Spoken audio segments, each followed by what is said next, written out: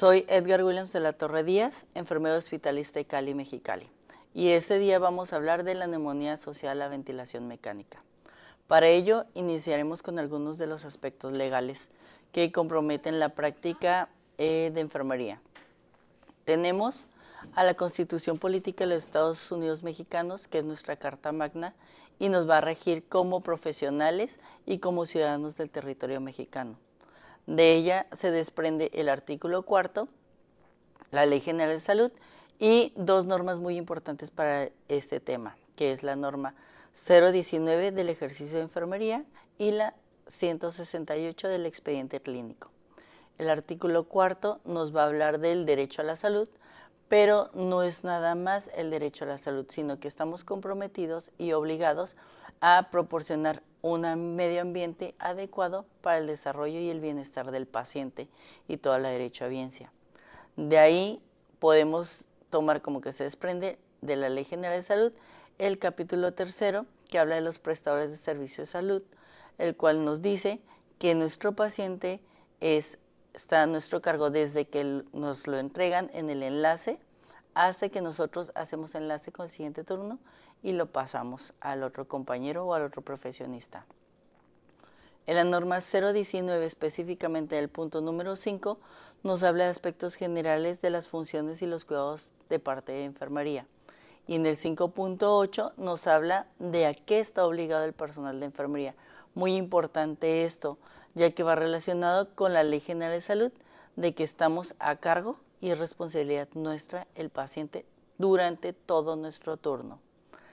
A su vez, como protección, respaldo y seguridad para nosotros como profesionales, tenemos la norma 168, que me habla del expediente clínico, de cómo deben de ir redactadas estas notas, reportes y la documentación que voy yo estar llevando a cabo para un respaldo en caso de que sea algún caso médico legal. Luego, la neumonía, como todas las patologías, va a depender de diversos factores y para poder ser considerada neumonía asociada a la ventilación mecánica debe cumplir 3 requisitos. Uno, primeramente que sea secundaria a una intubación endotraqueal o la realización de una traqueotomía. Posterior a ello, que sea cuando el paciente ya cumpla 48 horas posteriores a la realización del procedimiento y hasta 72 horas posteriores a la extubación o al cierre de la traqueostomía. Esto dentro del medio hospitalario. Los factores los podemos dividir a su vez en extrínsecos y relacionados directamente con la ventilación mecánica. En los extrínsecos tenemos lo que es la nutrición, la postura o la posición en la que tenemos colocado a nuestro paciente, broncoaspiración, algunos fármacos vesicantes o irritantes, traslados, sondas nasogástrica, orogástrica, la temperatura del medio ambiente, en este caso el clima, la realización de procedimientos como broncoscopía o la propia intubación. Directamente con la ventilación mecánica tenemos como factores a la ventilación, dado que a mayor tiempo con ventilación aumentamos el riesgo, que la presión del neumotaponamiento esté por debajo de los 20 centímetros de agua, que el paciente se reintube o se autoextube, cambios de los circuitos de los ventiladores menores a 48 horas, por eso estar desconectando y conectando, la traqueostomía propiamente, instrumentalización de la vía aérea y tener una cabecera del paciente por debajo de los 30 grados centígrados. Ahora bien, avanzamos y tenemos las vías patogénicas para el desarrollo de la neumonía asociada a la ventilación mecánica. Vamos a manejar 3, que es la aspirativa, la inoculación directa y otras vías. La aspirativa, básicamente, vamos a avanzar un poquito, y tenemos que va a ser la que está relacionada con secreciones colonizadas, recordando que la ventilación mecánica es la principal ruta de origen de este tipo de neumonía, ya que al nosotros desconectar o abrir el circuito cerrado, estamos abriendo una puerta de entrada a las secreciones en el espacio supraglótico. A su vez de que si el neumotaponamiento no tiene una presión correcta, se va a dar una neumonía por escurrimiento de esas secreciones o esa cialorrea por la periferia del tubo. Como siguiente vía tenemos la inoculación directa y esta va relacionada principalmente al material, a los dispositivos o a los accesorios que utilizamos para el cuidado de estos pacientes. Tenemos directamente con el ventilador la condensación de agua. Todos los circuitos cuentan con unos botecitos o recipientes en donde se va a juntar esta condensación. Entonces lo único que tenemos que hacer es vaciarlos cada vez que estén cerca del 80%. Y si la condensación se diese en el trayecto del tubo corrugado del ventilador o del circuito, nada más es dirigirla o redirigirla hacia estas trampas o estos recipientes para poder, ahora sí, retirarla del circuito y con eso el funcionamiento sigue de una manera idónea. Otra de ellas es la inadecuada higiene de manos. La Organización Mundial de la Salud nos presenta una propuesta de que la realicemos en 5 momentos, 2 antes y 3 después. Antes de tocar al paciente, antes de realizar una tarea limpia o aséptica, después de tener riesgo o exposición a líquidos corporales del paciente, después de tocar al paciente o después de tener contacto con el entorno del paciente. Esta es la medida más sencilla y con mayor efectividad al momento de nosotros brindarle atención a nuestros pacientes. La otra es la inadecuada o manipulación deficiente de los equipos e instrumental, ya que si no se lleva un proceso correcto de esterilización o de manejo, de aseo de este material, podemos meramente trasladar agentes de un sitio a otro, lo que nos viene a traer infecciones cruzadas. En las otras vías tenemos la translocación bacteriana. Esto es llevar agentes de un sitio a otro. Un ejemplo es cuando estamos aspirando cavidad oral y de repente vemos que hay alguna secreción dentro del tubo y malamente introducimos esta sonda de una zona contaminada como lo es la boca a una sonda que debemos de manejar de manera estéril, que es la cánula endotraqueal o la traqueostomía. Y la otra es la hematógena. Esta se da cuando los pacientes tienen algún sitio de infección en alguna parte del cuerpo y este se vuelve sistémico o séptico. Y estos agentes van a aprovechar la susceptibilidad de los campos pulmonares para producir focos de neumonía dentro de estos campos. Es por ello que en Hospital Iztacali Mexicali tenemos 3 objetivos principales con esto. Disminuir la tasa media de la neumonía asociada a la ventilación mecánica, promover y reforzar la cultura de seguridad del Sistema Nacional de Salud y aplicar técnicas o prácticas seguras de efectividad demostrada. Con ello hemos instaurado algunas estrategias.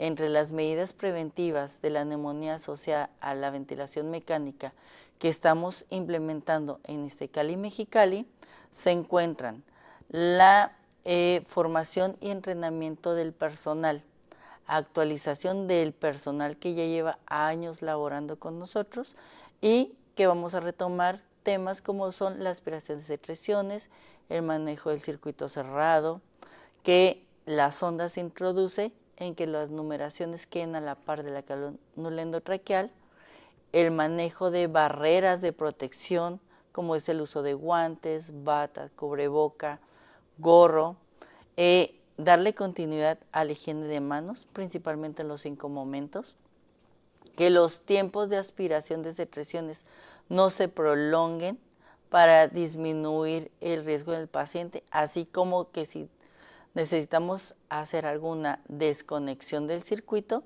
no sean tiempos prolongados.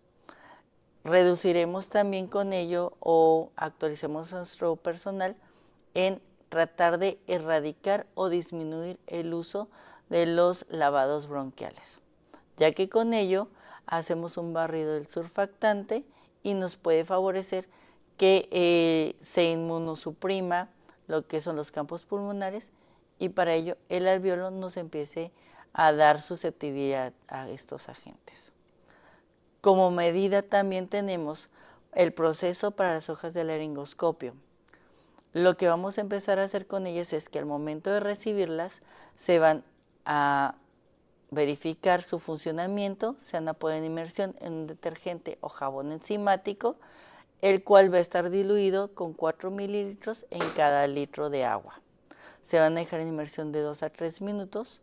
Posterior a ello, se van a enjuagar con agua de irrigación, se van a secar con gasa o apósito estéril y estas mismas se van a empaquetar en bolsa de hidrado médico mixta para posterior a ello resguardarlas o volver a guardarlas, y este procedimiento se va a repetir cada vez que se utilicen las hojas de laringoscopio para intubar a algún paciente o cada 24 horas para nosotros reducir el riesgo de infecciones cruzadas o de manipulación de objetos o material contaminado en el paciente al ser intubado. Cuanto al posicionamiento del paciente, vamos a mantener a nuestro paciente en una posición Fowler o semi-Fowler. La única diferencia entre estas son las angulaciones. Entonces, ¿qué es lo que pedimos o qué es lo que nos marca la normatividad? Que el paciente se mantenga en una angulación con la cabecera elevada para que las secreciones puedan descender a las bases y sea más fácil de expulsarlas. Avanzando, tenemos que los circuitos de aspiración cerrados los vamos a rotular y vamos a vigilar su funcionamiento, ya que este nos permite aspirar al paciente sin tener que desconectarlo. El cambio de estos circuitos lo vamos a realizar cada 3 días y para ello podemos observar que tienen estos stickers de colores, los cuales me dicen el día en que se tiene que realizar el cambio. ¿Por qué nos quedamos con el circuito cerrado de aspiración? Porque evita fugas, pérdidas de volumen, pérdida del PIB, exceso de manipulación y deterioro de la oxigenación, lo cual a su vez nos favorece una oxigenación continua y una preoxigenación antes de la aspiración de secreciones, previniendo así la neumonía asociada a la ventilación mecánica y contaminación ambiental. Como siguiente estrategia tenemos el aseo bucal por turno. Si bien lo correcto es que se realizara una higiene o un aseo bucal cada 6 a 8 horas, como estrategia lo estamos implementando a que sea por lo menos una vez por turno. Para ello utilizaremos clorhexidina al 0.12%. El aseo bucal disminuye la incidencia de la neumonía. La clorhexidina favorece la reducción de la neumonía intrahospitalaria en pacientes con más de 24 horas, previene la colonización orofaringea y gástrica. Previa a la higiene bucal debemos de verificar o controlar que haya una correcta presión en el neumotaponamiento, que es el globo de la cánula endotraqueal. Mantener la cabecera elevada, recuerden, por arriba de los 30 grados. Realizar un laseo o un lavado de la cavidad bucal en todas las zonas.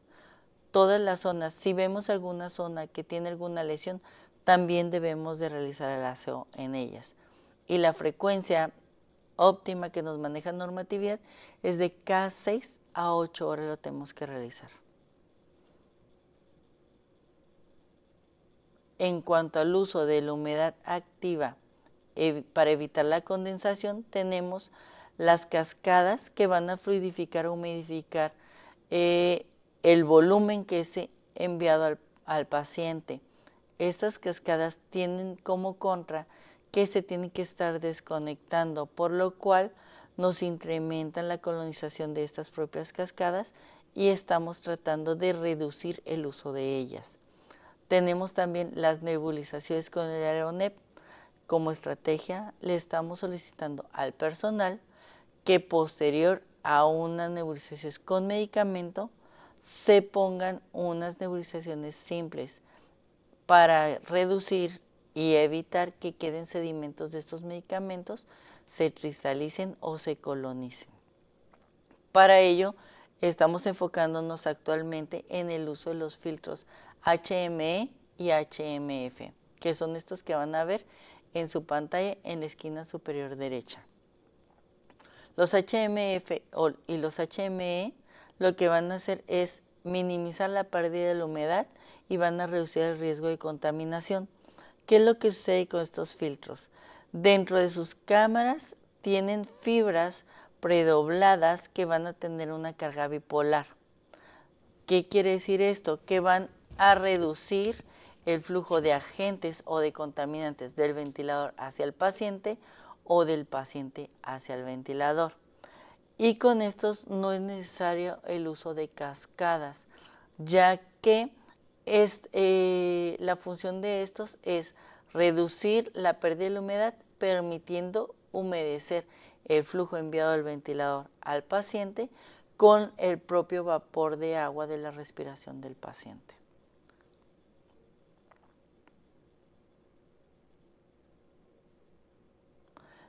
La vigilancia del globo o punto de sellado, también conocido como neumotaponamiento. Este debe tener una presión entre 20 a 30 centímetros de agua, o lo que es lo mismo de 15 a 22 milímetros de mercurio. Si el neumotaponamiento se encuentra insuflado por debajo de los 20 centímetros de agua, tenemos mayor riesgo de neumonía asociada a la ventilación mecánica y de broncoaspiración por escurrimiento, básicamente la cialorrea y secreciones por el exterior de la cánula endotraqueal. Pero si el neumotaponamiento se encuentra insuflado por arriba de los 30 centímetros de agua, tenemos riesgo de lesiones de la mucosa traqueal, va a tener una tos excesiva en el paciente por el estímulo, podemos generar una rotura bronquial, una traqueomalacia, una estenosis traqueal o una fístula traqueoesofágica. En la estrategia, el personal de la clínica de inhaloterapia será el encargado de darle un seguimiento continuo a la vigilancia de estas presiones del neumotaponamiento. ¿Qué le estamos solicitando a nuestro personal? Que mínimo revise o valore que el globo o neumotaponamiento de la cánula endotraqueal esté con aire. Si lo revisa y está colapsado, inmediatamente hay que hablarle al departamento de inhaloterapia para que verifique que tenga una presión idónea o correcta. Esta vigilancia se está pidiendo que se haga cada 6 horas o mínimo una vez por turno. En la siguiente estrategia tenemos la vigilancia y documentación. Esto va a ser parte de la cultura de seguridad para el personal de enfermería, ya que ellos al realizar la nota de enfermería poseen una ventana en donde se encuentran los datos de oxigenoterapia. Aquí pueden ellos seleccionar la opción de bajo flujo, alto flujo o ventilación mecánica.